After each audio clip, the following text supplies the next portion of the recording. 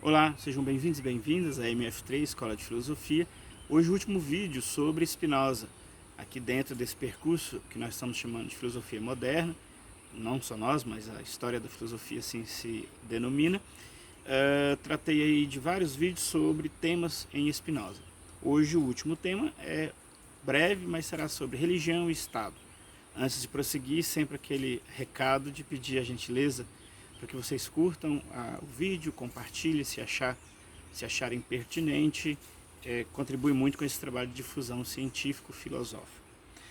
Pois bem, voltando aqui então, religião e Estado, Spinoza vai relacionar que a religião ela estaria mais relacionada ao primeiro tipo de conhecimento, que é aquele baseado nas fantasias, num sentido aqui não de algo negativo em si, mas como algo que é produzido dentro da própria imaginação humana.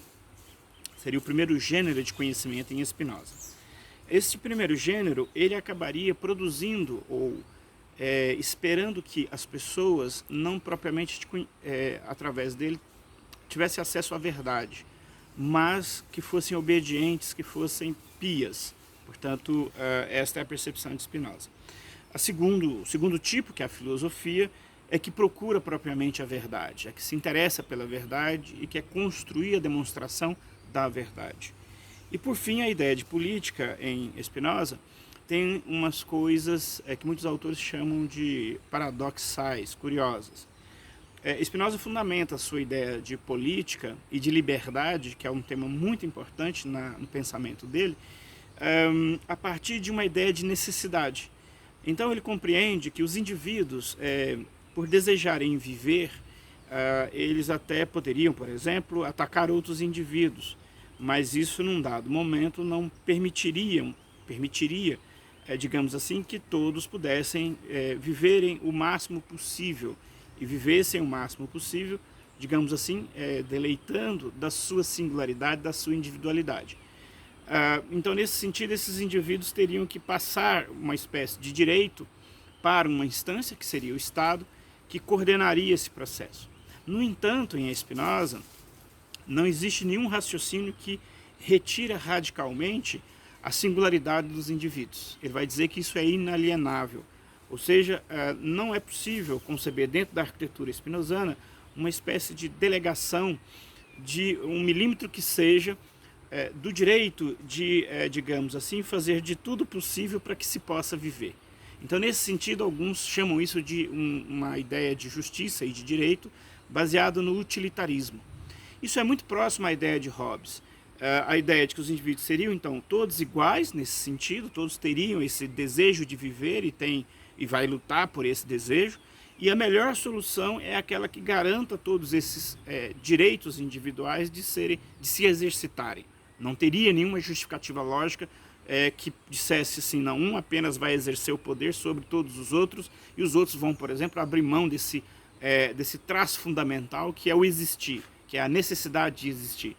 Isso difere de Hobbes, porque no caso de Hobbes, os indivíduos alienariam parte desta questão em nome do Leviatã, do monarca absolutista. E Spinoza é radicalmente contrário a isto.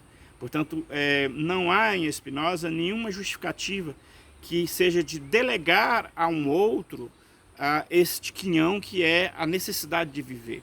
E nesse sentido, alguns autores contemporâneos, como a professora Marilena Chauí, observem em Spinoza uma reflexão que fundamenta um modelo de democracia contemporânea, na qual quem efetivamente detém o poder não é o Estado, não é o soberano, mas é o poder do povo. Isso seria uma chave dentro desse racionalismo spinozano para a ideia contemporânea de filosofia política e de Estado. Curiosamente, vários historiadores comentam a própria biografia de Spinoza, que foi excluído de uma comunidade, que foi proibido por essa comunidade religiosa de ter contato entre os indivíduos, porém, o Estado garantiu Spinoza, digamos assim, viver no seu interior. O Estado dos Países Baixos, que a gente conhece aqui no Brasil como Holanda, que são 3 países, né? A Holanda é um deles, foi exatamente a política liberal deste Estado que permitiu Spinoza até mesmo pensar essas questões. Então, essa ideia de liberdade para ele se efetiva de modo profundo nesta modalidade.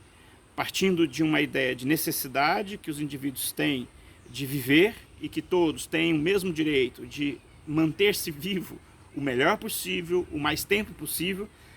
Então essa muitas das vezes é a contradição que algumas pessoas acham, que isso seria de um individualismo e de um utilitarismo do aspecto ético e às vezes político. Então a utilidade do outro é que o outro permite eu existir, mas o outro também pensa assim do mesmo jeito.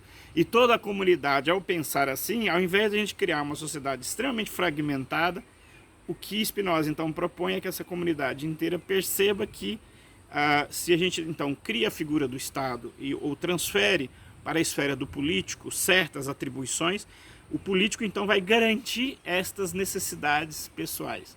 Mais ou menos esta aqui, portanto, é a chave para entendermos por que Spinoza seria então um filósofo da liberdade, mesmo tratando da condição, do condicionamento que perpassa a vida humana.